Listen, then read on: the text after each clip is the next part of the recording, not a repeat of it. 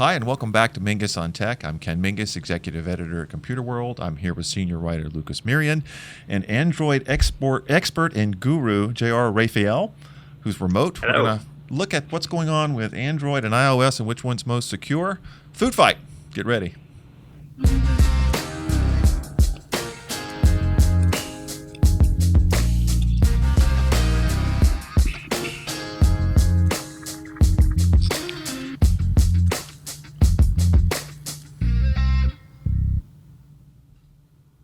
Okay, so Lucas, what caught my eye was you did this story a little earlier this week, taking a look at Android and iOS and which of the mobile operating systems tends to be most secure. And I mean, I think there's long been this expectation that Apple, because it kind of locks things down and has total control over its ecosystem, tends to be more secure. But there are some nuances and some things that's going on now with Android that I thought were interesting. So take it away. What'd you find?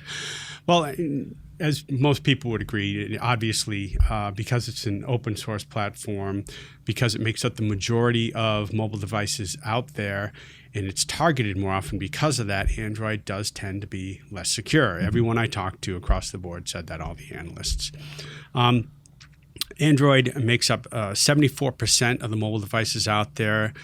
Windows only makes up 4%, so that leaves 20% or a little more for iOS. Yep. So those are the two major platforms out there. And as you said, Apple has control of both the hardware and the software.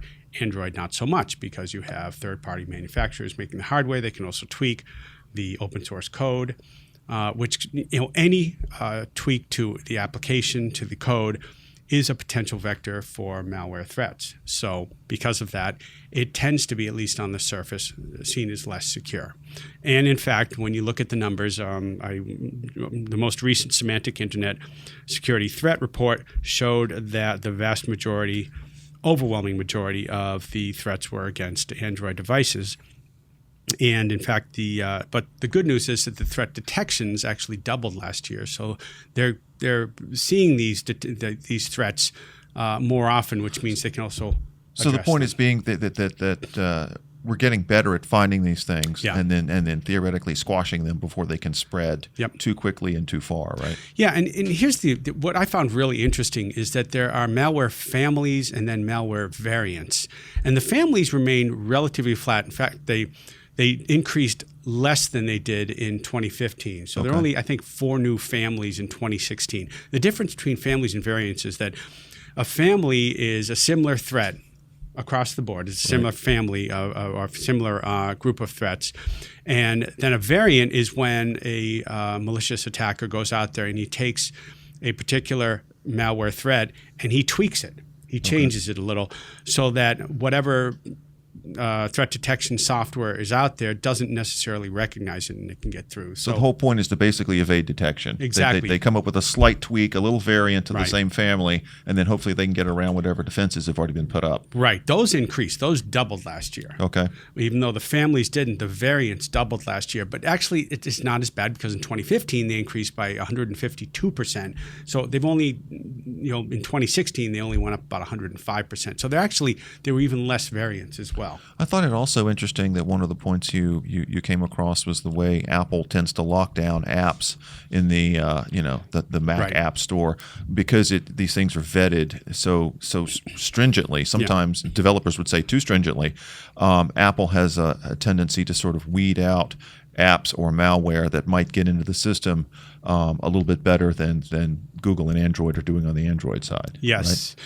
And traditionally, Google has not done as well with that, but they're getting better. That's another point that I made in the story, is that they're tending to lock it down a little better. They're requiring that software developers go through a vetting process with Google itself.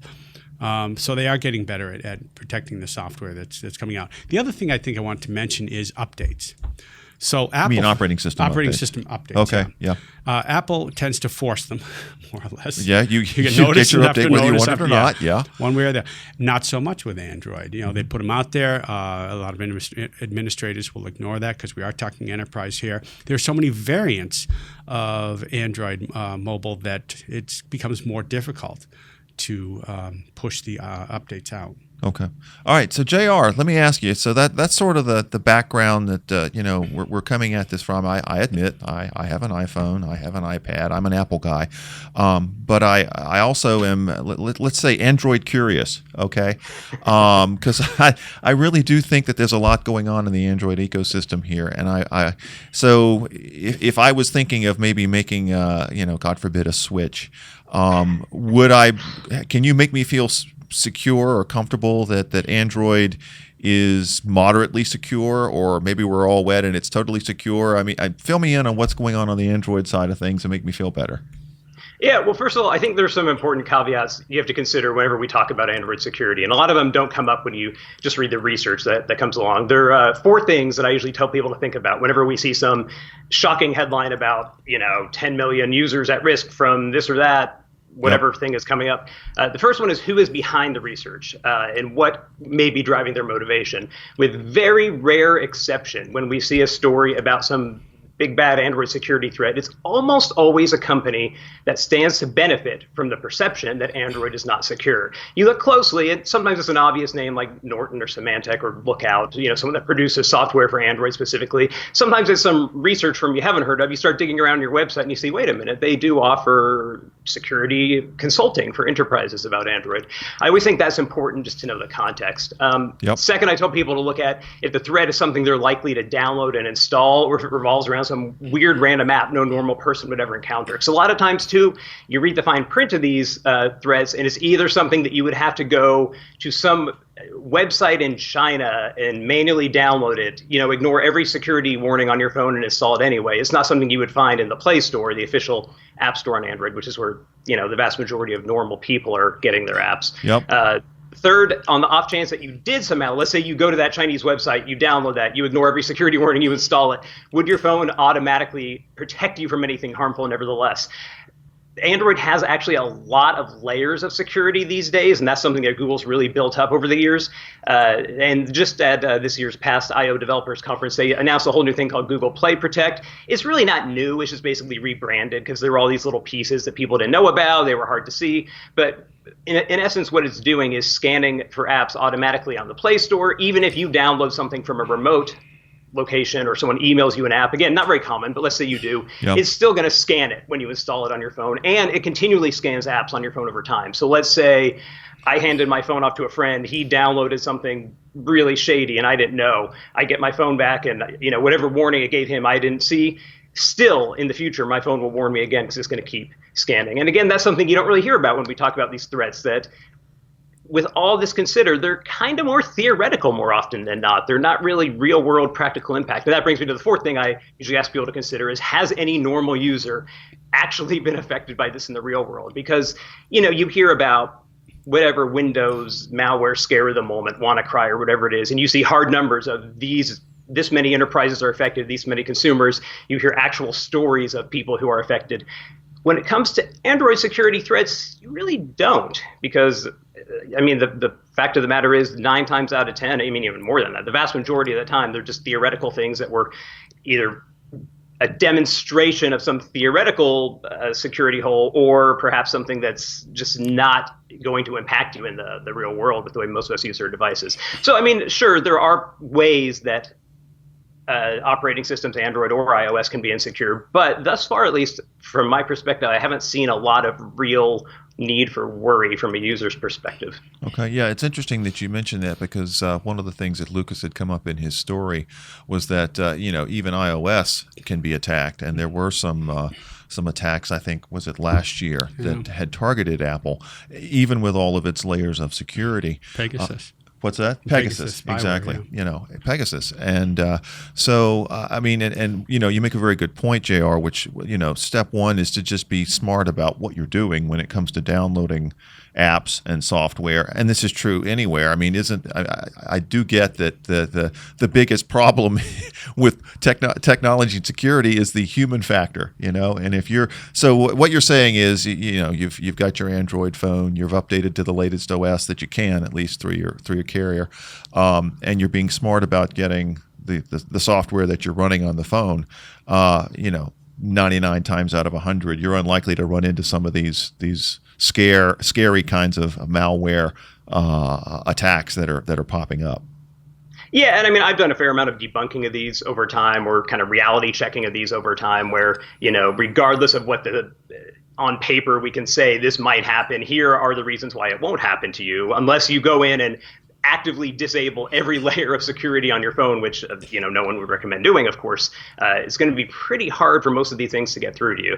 That being said, the point about upgrades is a very valid point. Android upgrades is something we've covered a lot on Computer World over the years, going way back to the beginning, and of course with every year more and more Android devices coming online and more manufacturers creating more variants and carriers doing their own, there is a lot of variability.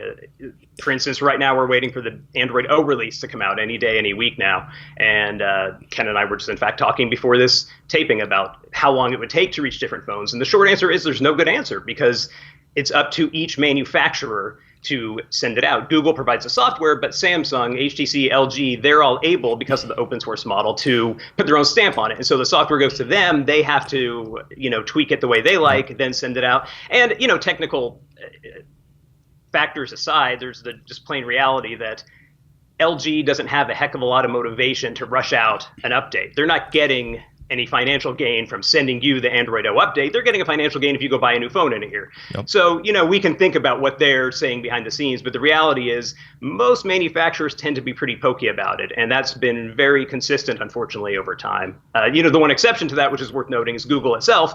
Obviously, Google has an incentive to keep your phone running the best possible software, to keep you using the software, to keep you going online, thus seeing ads, and we can go back to the whole Google business model. But because of that, it ends up providing the best and most secure user experience, and that's why for people who really place a priority on upgrades, which I would argue most people should, Google's own Nexus and now Pixel phones are the really only ones I wholeheartedly recommend for folks to buy, even if we're talking my own friends and family or, readers who are reaching out. Well, and in fact, I was going to ask you about that specifically, because I do understand that, fragmentation on the Android side has been a problem, and it's a problem really related to the carriers. You make the point that once you've got the phone, they've got the money and they've done what they want to do, which is sell you a phone. And if you're worried that it's going to be insecure or something and you want a new phone, well, boom, the carriers would love for you they'll be happy to sell you a new device.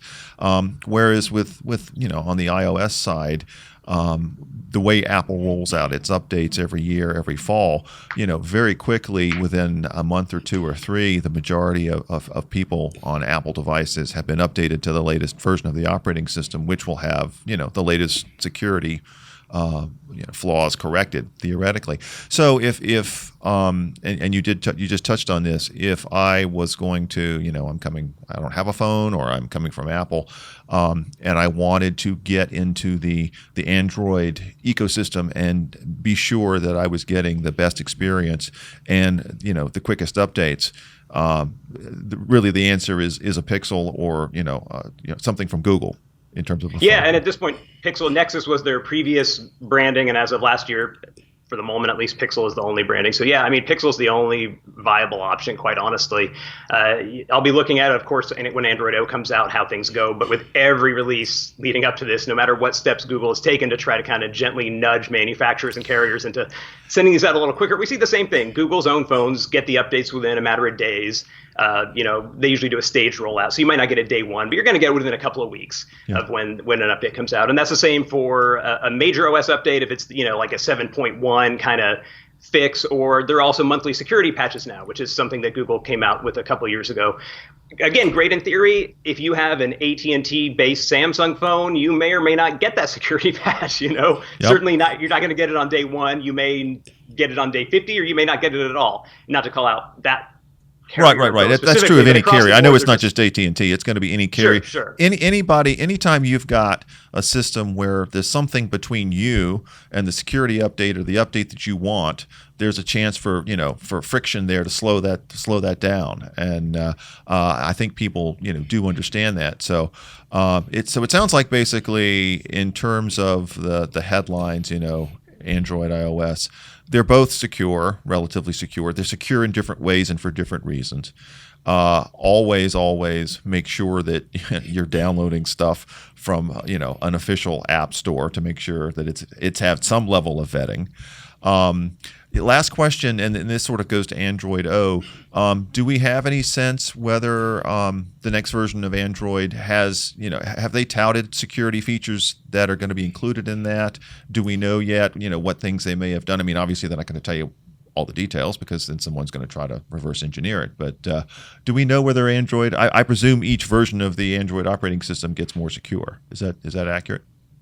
Yeah, I think it would be safe to say in general, none of the big marquee improvements are security related this go round, but I think they've also pulled a lot of that back with the monthly security patches in terms of kind of making that a piecemeal thing. And that's another interesting point on the Android versus iOS upgrade discussion. I think it's safe to say there are pros and cons to both approaches. Apple, certainly it's streamlined. You're getting it all from one company. What Google has done to kind of counterbalance that over the years is it's really pulled more and more pieces out of the operating system and made them into standalone apps. So for instance, there's an app on your phone called Google Play Services. That's updated through the Play Store. No matter where you are, what phone you have, what carrier, you get the update at the same time. Just like if Twitter puts out an update to its app, everybody gets it. Yep. And that app controls a lot of under the hood, behind the scenes security stuff. And it could see an update every month. Similarly, the WebView controller is its own app. So when there are web-based security updates, they're coming out, anytime. They can send them to everybody. So a lot of the security stuff on the broad scale has kind of come out of the OS, and they're finding ways to update it in a more of a piecemeal fashion. There is the typical every OS update you hear on any platform is faster or more secure, et cetera, et cetera. But there's not any big security headline with this one so far. Okay. Let me ask JR something else because. So from an enterprise standpoint, if I'm in charge of mobile devices in an enterprise, would you recommend that they consider a Pixel phone rather than a third-party manufacturer because they're going to automatically get those updates? I think there's definitely an argument to be made for that. I mean, I think the security updates are probably the more critical ones in that context. You may not be as worried about getting the cool new feature out to your users on day one, but with security, there's just such variance across the board. What I've often told people in terms of Android, thinking of it in iPhone kind of parameters, is that you can have that sort of holistic, all-in-one, one company controlling the hardware, software, all-around experience. You just have to make that choice. On iOS, you've got this or that model of iPhone, and that's your choice. On Android, you've got 1,000,001 choices, but there is that one that is comparable, sort of in theory to the iPhone, which is Google's Pixel, previously Nexus phones, and those do give you that same kind of hate to say safety net, but sort of that knowledge that you're going to have the latest and greatest software, both in terms of security and features, and then also performance and other things. So yeah, I mean, if that's what you want, and you want that more holistic, controlled experience where where your updates are coming, and you don't have to think this time is it going to take Samsung 6 months or 8 months, which it sounds like a lot of time, but that's pretty realistic with how Samsung's been sending out updates. I didn't realize it was and that those are the long. phones most people That's a have. Yeah, lag, those are the phones. Yeah, I mean, I do a report card kind of tracking their progress on sending out updates, and Samsung got a flat F last time, which is pretty sad. It was, by far the biggest manufacturer of phones. Certainly, those are the ones most people are using, and Google has a lot of work to do and is treading some kind of touchy ground and educating people about the differences. It's now not only offering its own phones, it's actually manufacturing its own phones as of last year, and in that sense, much like with Microsoft, it's competing with the ecosystem of partners who are creating these. So it's a tricky thing, and I don't know that there's a great answer for how they get that message out there. They are marketing a little more with the Pixel, but you ask an average person on the street about Android, they've heard about the Galaxy Note, Galaxy S, whatever. Most people don't know what a Pixel phone is still today. I think it's gotten better, but it's still not the mainstream, whether we're talking consumer or enterprise product that people know. I want to say one other thing, because this was interesting in my research as well when I was talking to Forrester and IDC. Android, because it's open source, also tends to be more friendly to enterprise mobility management software, which in its own right can secure the enterprise compartmentalized applications that you can have access to as an employee. So they tend to go across more vendors, Android that is. So when it's combined with an enterprise mobility management strategy, it can actually be more secure than Apple from that perspective. That's an interesting point. Yeah. That's an interesting point. I hadn't, but it makes sense. I mean, I guess the same way that Samsung can go in and customize the software, in theory, a major enterprise that has the resources to do it could come up with its own kind of custom version of Android or custom modification. That's certainly a good point. Yeah. Okay. All right, great. Well, I don't think I can add anything to that. Did we solve all the problems? I think we've solved the problem. Well, you've reassured me that if I ever decide to ditch Apple, again, I realize it's hard to believe, but I would feel comfortable, in the Android ecosystem as long as I'm a smart, smartphone user. So, JR, thanks for stopping by and filling us in with the details. Lucas, thanks for stopping by as well. For now, that's a wrap.